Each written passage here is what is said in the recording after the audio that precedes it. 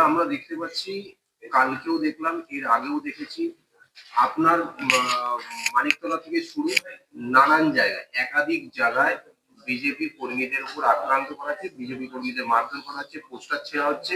Even কালকে আমরা জলজান্ত দেখলাম পুলিশ মারছে। কি বলবেন?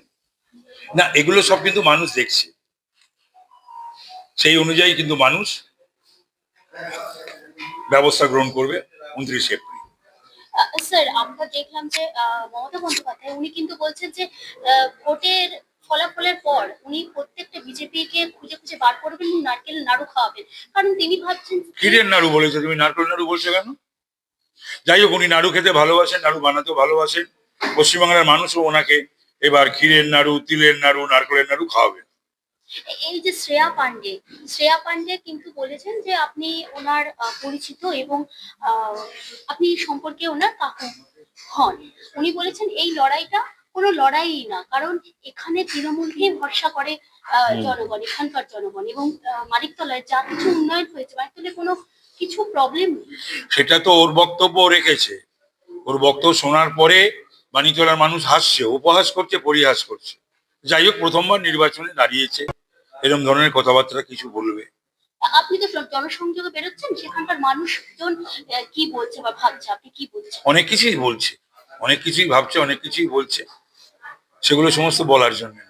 দাদা, মানিকতলা কি আপনি আসার পরে মানিকতলা 5 বছরের মধ্যে পুরোপুরি বদলে যাবে? কঠিন কাজ, এটাই বলা সম্ভব না নির্বাচনের আগে। অসত্য কথা তো বলবো না, কঠিন কাজ। মাইক্রো আর ম্যাক্রো, পশ্চিমবাংলার যা সমস্যা মানিকতলারও তাই, মানিকতলার যা সমস্যা পশ্চিমবাংলারও তাই, মাইক্রো আর ম্যাক্রো। না, আপনাকে তো সবাই চাইছে, এটা সবসময় সর্বসমক্ষে উঠে এসছে, তাপসদাকে চাই, তাপসদাই পারবে আমাদের সমস্যার সমাধান করতে। আপনি নিজের থেকে কতটা বুঝতে পারছেন, কতটা কি করতে না, পারেন? আমি নিজে কিছু বুঝছি না। নির্বাচনটা লড়ছি, মানুষের কাছে যাচ্ছি, আবেদন করছি, তারপরে আগামী দিন পথ দেখাবে আমাকে। স্যার, এই যে অভিষেক বন্দ্যোপাধ্যায় তিনি বলছেন যে বিজেপি পার্টিটা ক্রমশ ওয়াশিং মেশিনে পরিণত হচ্ছে। হ্যাঁ, ঠিকই তো। ওরা নিজেদের পার্টিটা ওয়াশিং মেশিনের পরও এত ওয়াশিং মেশিন দরকার ওদের, তার জন্য একটা আইপ্যাক, এবং সেই আইপ্যাকে ওদের কালো টাকা সাদা হয়। তো সে এর থেকে ভালো ওয়াশিং মেশিন আছে নাকি? আইপ্যাক তো বন্ধ হয়ে। সেই জানি না কি হয়েছে না, যে আইপ্যাক তো ছিল রে বাবা এতদিন। আইপ্যাকের এই প্রতীকজন পালাচ্ছে কেন, তার বউ নিয়ে ধরা পড়লো কেন একটা ডাইরেক্টর? আইপ্যাকের কাজ কি ছিল, তারা কি করছিল? আইপ্যাক একটা নির্বাচনী ব্যাপারে উপদেশ দেওয়ার একটা সংস্থা। এই আইপ্যাক বন্ধ করার পরে তৃণমূল কংগ্রেস কি ফাফড়ে পড়লো? আমি জানি না, আমি বলতে পারবো না। আমি এসব কোনো প্রশ্নের উত্তর আমি দিই না। দাদা, একটা সব থেকে বড় প্রশ্ন আর শেষ প্রশ্ন করবো। আমরা পরিবর্তনের ঝড় দেখতে পাচ্ছি, কিন্তু ওরা বলছে যতই বড় হামলা আবার জিতবে বাবা। না না, আমি একটা কথা বলি, এই স্লোগানটার সম্বন্ধে,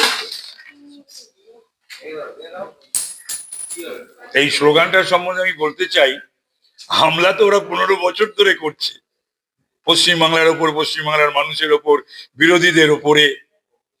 তারপরে ওরা এই করে স্লোগান দেয়, এই স্লোগানও বোধহয় আইপ্যাকের তৈরি করা। আর বাংলা জিতবে, কেউ চায় না পশ্চিমবাংলা জিতুক, এগিয়ে থাকুক। তোমরা কোথায় শিক্ষায়, স্বাস্থ্যে, আইন শৃঙ্খলায়, নারী নির্যাতনে, শিল্পে, কর্মসংস্থানে কোথায় পিছিয়ে দিয়েছো, কোথায় নিয়ে এসে দাঁড় করিয়েছো, সেটা ভাবো।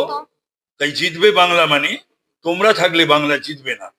তোমাদের পরিবর্তন করেই বাংলা জিতবে আগামী দিনে।